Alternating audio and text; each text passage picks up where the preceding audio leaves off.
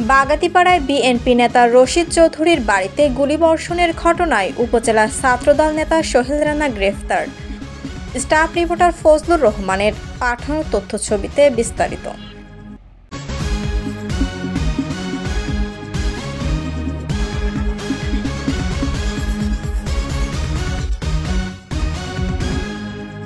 নাটোরের বাগাতিপাড়ায় বিএনপি নেতা আব্দুর রশিদ চৌধুরীর বাড়িতে গুলিবর্ষণের ঘটনায় উপজেলা ছাত্রদলের আহ্বায়ক সোহেল রানাকে গ্রেফতার করেছে পুলিশ। সোমবার 10 ফেব্রুয়ারি দিবাগত রাতে উপজেলার ফাগুয়ারদিয়ার ইউনিয়নের ভাটোপাড়া এলাকায় নিজ বাড়ি থেকে সোহেল রানাকে গ্রেফতার করা হয়। গ্রেফতারকৃত সোহেল রানা বাগাতিপাড়া উপজেলা ছাত্রদলের আহ্বায়ক এবং ভাটোপাড়া এলাকার রফিকুল ইসলাম রফিকের ছেলে। বাগাতিপাড়া মডেল থানার officer in charge OC Rafiqul Islam বিষয়টি নিশ্চিত করে জানান, গতরাতে সোহেল রানাকে তার বাড়ি থেকে গ্রেফতার করা হয়েছে। প্রাথমিক জিজ্ঞাসাবাদ শেষে তাকে GR 186/24 মামলায় গ্রেফতার দেখিয়ে মঙ্গলবার 11 ফেব্রুয়ারি দুপুরে বিজ্ঞ আদালতে প্রেরণ করা হয়েছে। এদিকে ছাত্রদল নেতা সোহেল রানা গ্রেফতারের খবর ছড়িয়ে পড়লে বাগাতিপাড়া উপজেলা বিএনপির একাংশের নেতাকর্মীরা থানার মূল ফটকের সামনে এসে জড়ো হয়ে সোহেল রানার কঠিন শাস্তির দাবি করে স্লোগান দিতে থাকে। এ সময় থানা পুলিশ ও সেনাবাহিনীর সদস্যরা তাদের ছত্রভঙ্গ করে দেয়।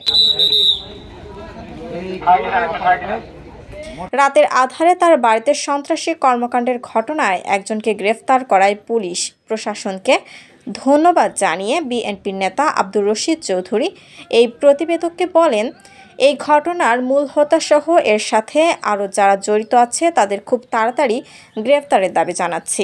17 তারিখ রাত্রি 1টার সময় সন্ত্রাসীরা 20 রাউন্ড গুলি ছড়ে।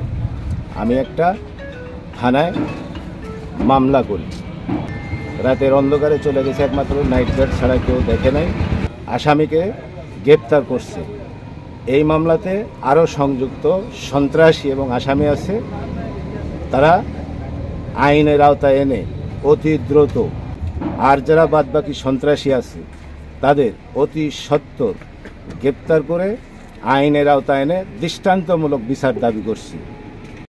উল্লেখ্য, বাগাতিপাড়া উপজেলার দয়ারামপুর ইউনিয়ন বিএনপির সাবেক সভাপতি ও একই ইউনিয়নের জয়ন্তপুর এলাকায় বিএনপি নেতা আব্দুর রশিদ চৌধুরীর বাড়িতে গত 16 ডিসেম্বর দিবাগত রাত 1টার দিকে 20 রাউন্ড গুলিবর্ষণের ঘটনা ঘটে।